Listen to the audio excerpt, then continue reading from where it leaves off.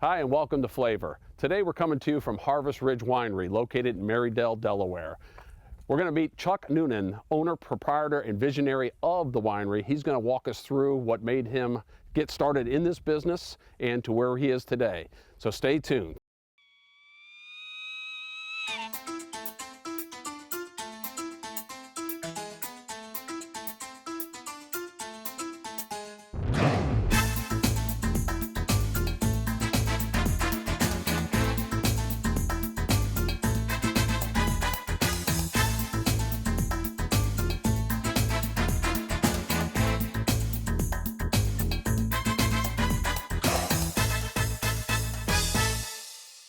Get homegrown produce packed at the peak of freshness with Pfeiffer's Delmarva Box CSA program.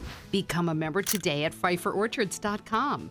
Pick from 9 or 18 weeks of fresh fruits and vegetables. Select from local meats, eggs, and cheeses, and your bountiful box of Delmarva fresh produce will be packed and ready for pickup at a location near you. Pfeiffer's Delmarva Box CSA program is the fresh, fun way to feed your family. Become a member today at PfeifferOrchards.com.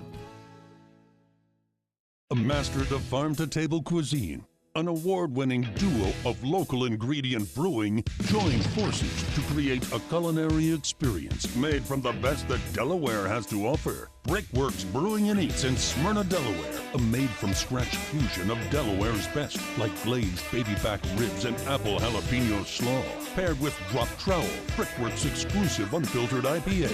Brickworks Brewing and Eats in Smyrna, Delaware, made from scratch from plate to glass. When Abbott's Grill throws a party, you know it has to be good. From small business lunches and cocktail parties to full-service wedding receptions and off-site catering, Abbott's Grill makes planning simple and stress-free. We take care of every detail so you can enjoy your event. Abbott's Grill has catering options for every budget. Call 302-491-6736 or contact Laura Burton at abbottsgrilldE.com. Be a guest at your own party with Abbott's Grill Private Dining and Catering. Hi, welcome back. I'm here with Chuck Noonan, the owner, proprietor, and visionary of Harvest Ridge Winery, and I want to say thank you, first of all, for taking the time out and meeting with us. Absolute pleasure to have you here, Kevin. Yeah, Absolute I think maybe 4 or 5 years ago we connected and we did some things together, and you have come a long way in the last 4 or 5 years, and you got an interesting story, and you come from the corporate world, and why don't you tell us a little bit about that and what got you to jump into wines? Story is started in business, self-employed 38 years ago. We're blessed in business and we grew. And from the winemaking side, I was a basement winemaker for over 25 years. I was taught by Italian immigrants, and I used to make it in the basement. There were times I'd have as many as 25 carboys going on in the basement. 2005, got lucky in a business deal, and we bought the farm. So 2009, my son gets married in Charleston, South Carolina. We have a free day, and my wife says, hey, there's a winery. You like that thing? Let's go out and visit it. So we went out in the middle of nowhere in Charleston, and we're drinking okay wines. Mm-hmm. But after you drink enough of them, it starts to where you're enjoying them. And I turned to her, and I said, you know what? We could do this on the farm. And she said, you certainly could. So if you saw Kevin Costner's Field of Dreams, mm-hmm. Build it and they will come. Right. That's what happens here. We're in Marydale, middle of nowhere. And we are so blessed by the community, the state. And we talked a little bit 4 years ago, and you said one of the climate areas it resembles Bordeaux. Can you tell me about that a little bit? Sure. There was a study done in 1992 in Bordeaux, France, and they said, where in the world is there a soil and climate similar to France? Well, lo and behold, it's Delaware, the Maryland Eastern Shore, and southern New Jersey. And we feel because of the microclimate that's very similar to theirs, we're able to produce such great reds such as Malbec, Cabernet, Merlot, and people are amazed at when they come here to taste me. Wow, this is a Delaware wine. Wow. Yeah. Now, your distribution, is it mainly local, or are you starting to find that you're getting a wider reach? We're getting a wider reach. We distribute throughout the state of Delaware. You can find us in many, many liquor stores as well as restaurants. And now we're going into Pennsylvania and the Maryland Eastern Shore. Mm-hmm. Good deal. So we're expanding. Now we're in the tasting room right now, which is absolutely beautiful. I would recommend anybody coming here to enjoy some of your wines, and just even the countryside here. It's just amazing. The vineyards out back. It's a beautiful spot. You do other things here too, and I'm in the catering business as well, and we've done events here. But you have a beautiful event space. How are you doing? Quite a few events. We do events. We have things going on every weekend. We do weddings, baptisms, you name it. We do it. If a family wants to get together, we have the space. But we also do a lot of other things here. One thing we do in the spring is a food truck competition, and it benefits disabled American veterans. And last year we had 4,000 people out here in a day and a half. Wow. The fire department comes out to support us, and they have paramedics out here. And they say, Chuck, the two biggest things ever happened to Marydale was Harvest Ridge and the Dollar General. So good company, right? Oh, it's great company. But yeah, we have things all the time. In January, we have cheese pairings, chocolate pairings. We have guest chefs out here. Paul Cullen will be out here. We just have many different things throughout the winter, and then we go into spring and we go into outdoor events. What's exciting moving forward? For us, what we strive for is consistency, but we're working now on developing blends. Mm-hmm. We're going to start a white that'll be a really white wine drinker's white. It's going to be a blend of Viognier, Chardonnay. We're not sure if it's going to be a Traminette or Vidal, and we're working on that. And that's what's fun when you're back in the winery is blending different things together to come up with something spectacular, mm-hmm. and then take it forward with consistency. The other thing that we're doing that really became fun is we started a cidery. It's called Rebel Seed Cidery. We use local fruit. We use Pfeiffer. Mm-hmm. Pfeiffer's one of our suppliers. T.S. Smith. And I'll tell you what, it's wonderful. We do a sweet cider, we do a semi-dry, and then we do a hoptomized cider, which is almost like an IPA, but it's a fermented product, not brewed. So it's fun. So how has your corporate background kind of helped you in this business setting? I know you inspire a lot of people here. Yeah. I've been very blessed to have great mentors in my life. The other thing is also, through reading and going to workshops, things like that. I'm a John Maxwell fan. 5 Levels of Leadership was introduced to me through my previous background. And it's the idea to where it has allowed us to build a strong team. Every business is management. It's planning, organizing, and developing, but also delivering an exceptional customer experience. Sure. And that's what we do here at Harvest Ridge. Yeah. They seem like they love what they do. And I always strive to get that in my organization, people who want to come to work, not like it's a job. And I think your winemaker earlier mentioned something to me about passion and a passion for their product. So they are. We have got an unbelievable team, and it's almost like a family. I mean, we are very blessed. I mean, they're all younger than me. I consider them all my kids. I mean, everybody's younger than me. So it's the idea to where I just have fun being around. I get excited being with them with their enthusiasm. Sure. And that's what they keep you going. That's what makes fun life. Well, I'll tell you what. Why don't we take a little walk over and meet Jason? Good. And we'll see what he's got going on over at the wine. Is he pressing apples today? He's pressing apples today for our cider. We're back in the winemaking room right now. We're with Jason Hopwood, and I appreciate you taking a few minutes and talking with us about working the magic. Right? Absolutely, yeah. I think we talked a little bit off camera about it's a labor of passion in doing what you love to do. This sounds silly, but my perception is I really just don't want to screw that fruit up. Right. Like I want to keep it as real, as fresh as possible, protect it, so that when we do get to bottling, that whole scenario of the style, what the customer wants, is going to be presented. Right. And I know what you mean. In the final package. When cooking, I say, you come in with this beautiful product, like a beautiful piece of fish or steak. Right. Sometimes it doesn't need a lot of covering up. That takes experience. Yeah. And that's, we're a very young business. Right. So for us, I think what's been exciting is that we make a lot of different variety of wines. Right. So we're always, it almost forces you to be on your toes. Sure. Constantly, because you're always reviewing not only the logistics of getting there, but also like what are my tools that I can use to really make that happen in the end product.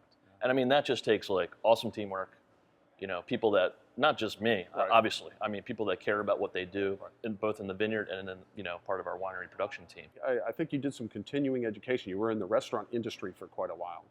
Yeah, so I spent quite a length of time in the hospitality industry, and was lucky enough. I worked with a couple that offered me a chance to operate the restaurant as they were retiring. I jumped at that chance. What I did is I transitioned from the kitchen and went to front of the house, Right. which gave me more ability to do beverage development.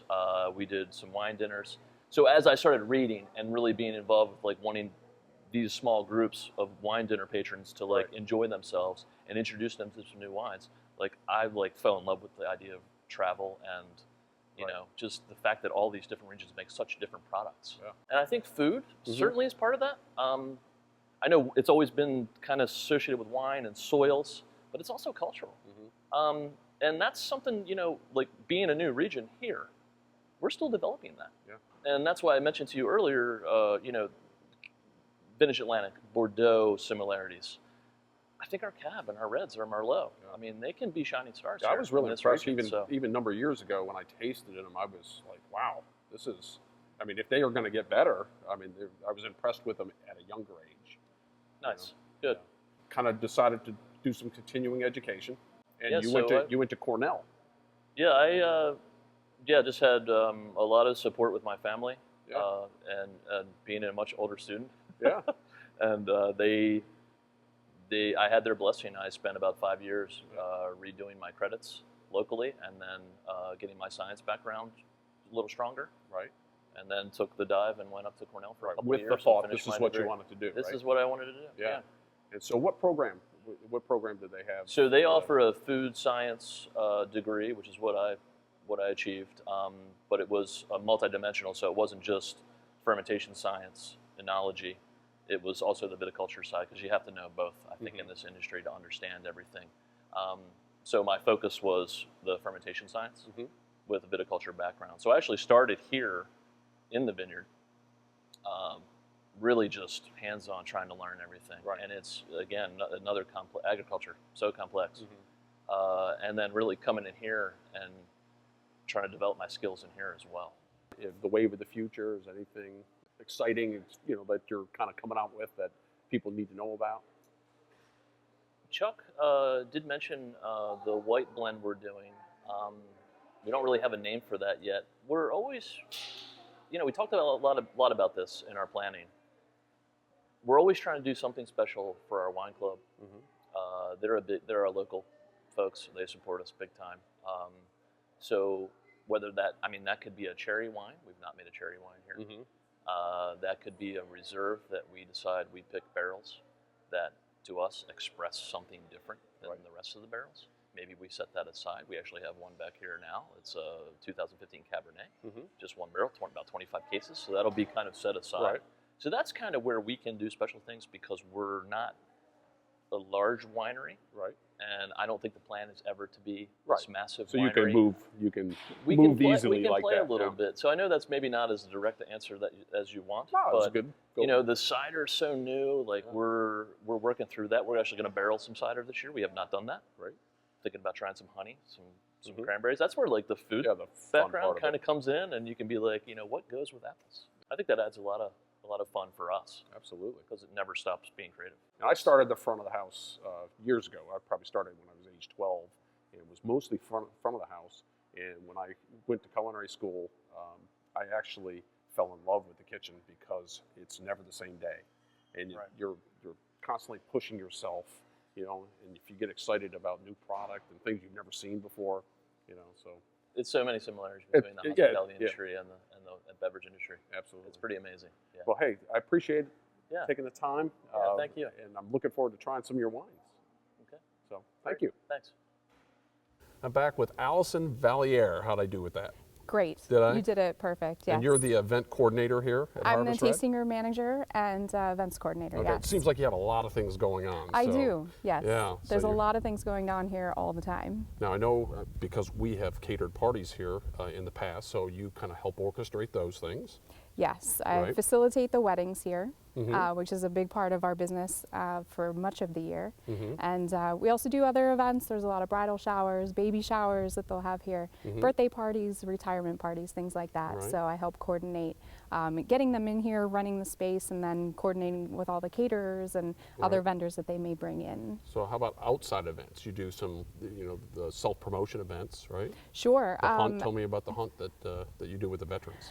So this year, we started a nonprofit organization called Hero Hunts Foundation, something that our owner Chuck is very passionate about. He was involved in another foundation that was similar a couple years ago, but that one disbanded.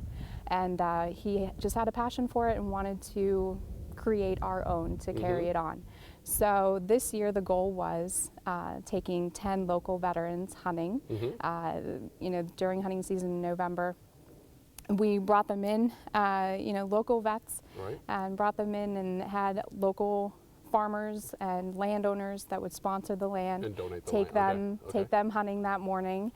We had a benefit dinner for them. We also did our fall festival. This year was to benefit Hero Hunts Foundation, so we were able to raise money for the foundation and just get the community involved.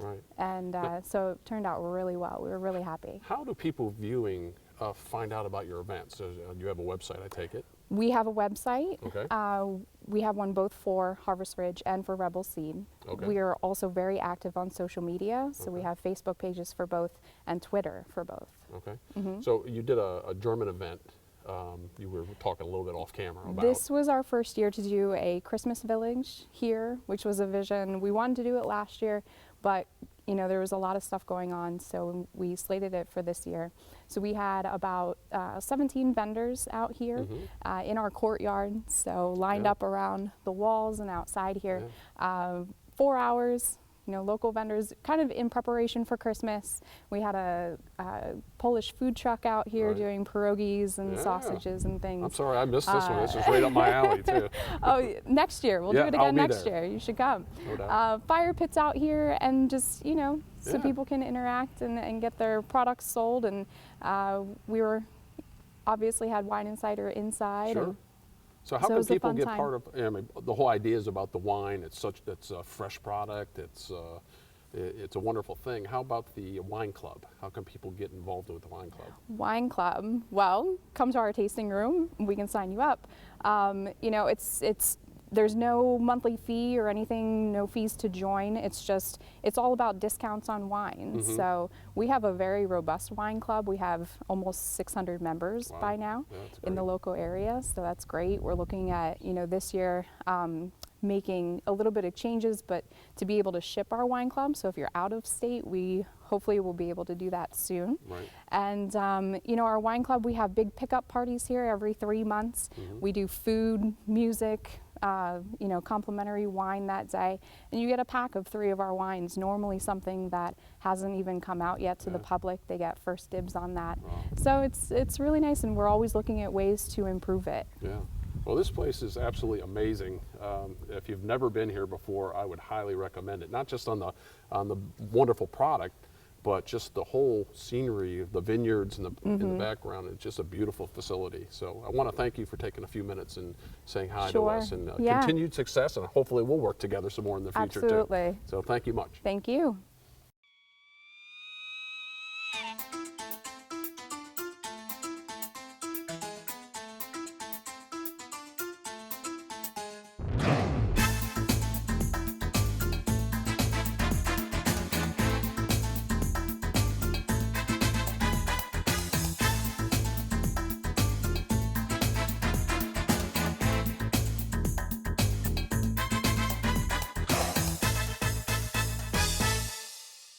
Get homegrown produce packed at the peak of freshness with Pfeiffer's Delmarva Box CSA program.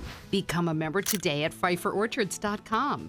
Pick from 9 or 18 weeks of fresh fruits and vegetables. Select from local meats, eggs, and cheeses, and your bountiful box of Delmarva fresh produce will be packed and ready for pickup at a location near you. Pfeiffer's Delmarva Box CSA program is the fresh, fun way to feed your family. Become a member today at PfeifferOrchards.com.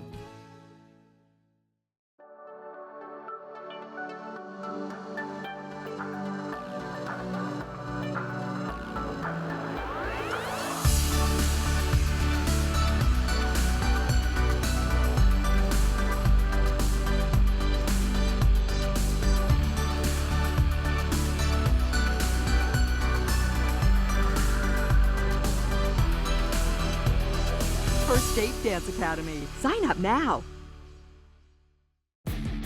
Hi, welcome to Miss Billion Fitness. Everything from step mills to treadmills, arc trainers, ellipticals, upright bikes, recumbent bikes, and even a couple of rowers. At Miss Billion Fitness, we have over 23 classes on the schedule every week, from body pump to kickboxing to boot camps, spin classes.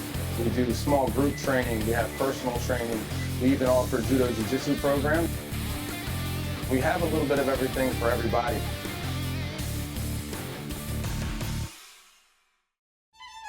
Hey, Eric here. Don't miss a thing at Mispillion River Brewing, the world's premier craft brewery located in Milford, Delaware. Stop on by for a sample, or a six-pack, or a growler, or if you just want to stop by and have a pint. Check us out at MispillionRiverBrewing.com. I'm Chef Kevin Reading of Abbott's Grill, and welcome to Flavor, a show based on interesting people and places of the Chesapeake region. Stay tuned, and hopefully we'll learn something together.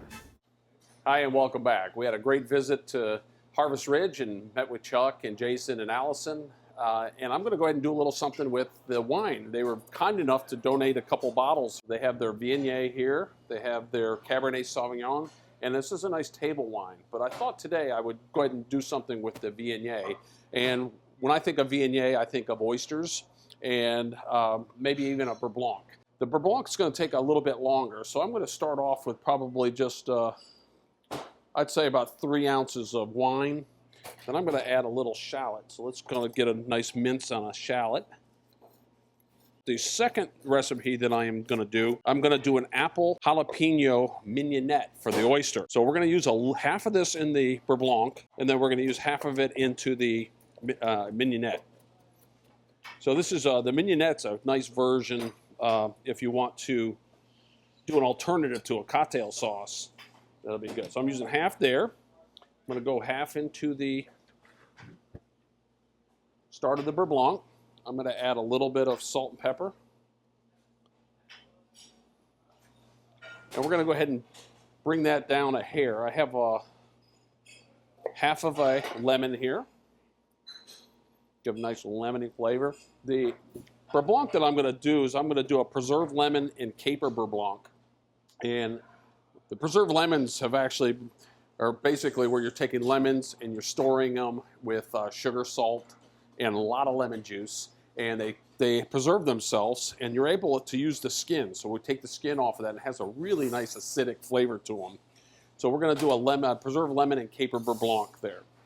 So with the mignonette here, I'm going to switch over while this is reducing. So the idea here is we're going to reduce the Beurre Blanc to almost al sec, which is pretty much dry. Then I'm going to add a little bit of Lewis Dairy heavy cream.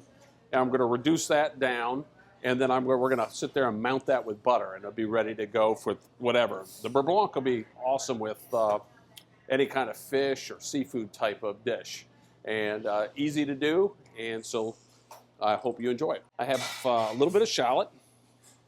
I'm going to add cider vinegar. I'm going to add, with cider vinegar, I'd say 2 ounces. I'm just going to hit a tiny bit of sugar in here. Probably a half a teaspoon. I've already put a little salt in there. I'm going to I have a little nub of fresh ginger, and I'm going to hit a little fresh ginger in there. Have a little microplane here, makes it nice and easy. Then I'm going to take a nice apple. And you don't need a lot of this. Just kind of cut that fairly thin here. And we'll do a Brunoise cut. What Brunoise is like a really fine dice.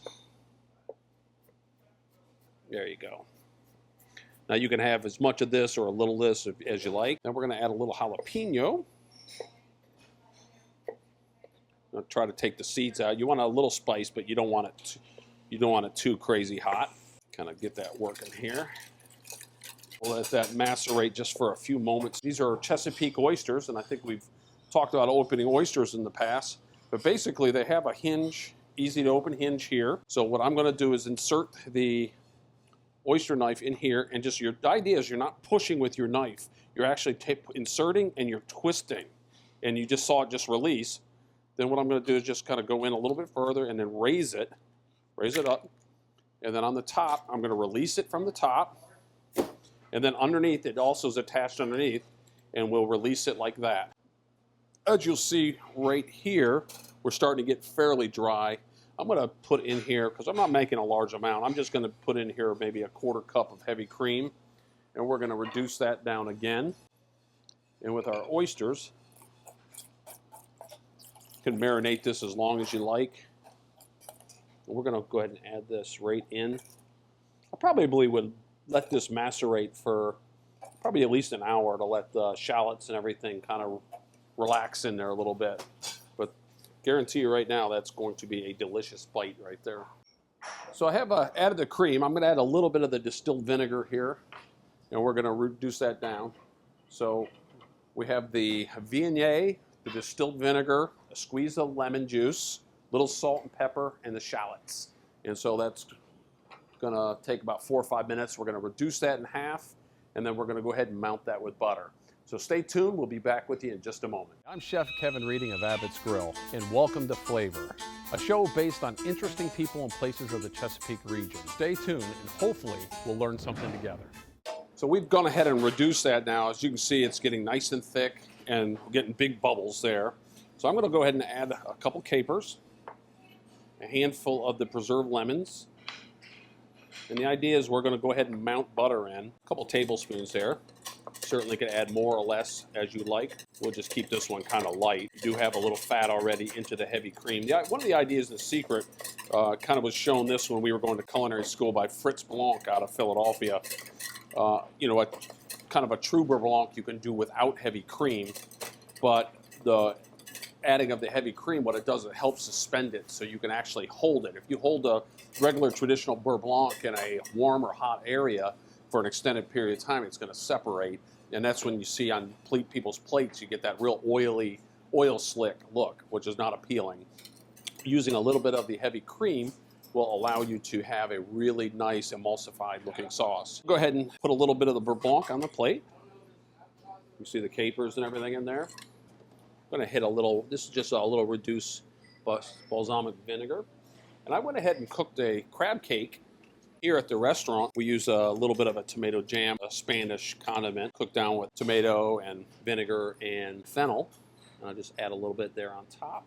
If you have some micros, a little harder in the winter to get some local micros, but there's a couple really quick recipes right there. So you have the nice preserved lemon caper beurre blanc, and you have the apple jalapeno mignonette with the fresh grated ginger in it, and all responsible because of Harvest Ridge Winery. Get out there and check them out. They got a lot going on, and they're just wonderful people. And I'd like to thank you for staying tuned. I hope you picked up a little tip here or there, and we'll see you next week. Thank you.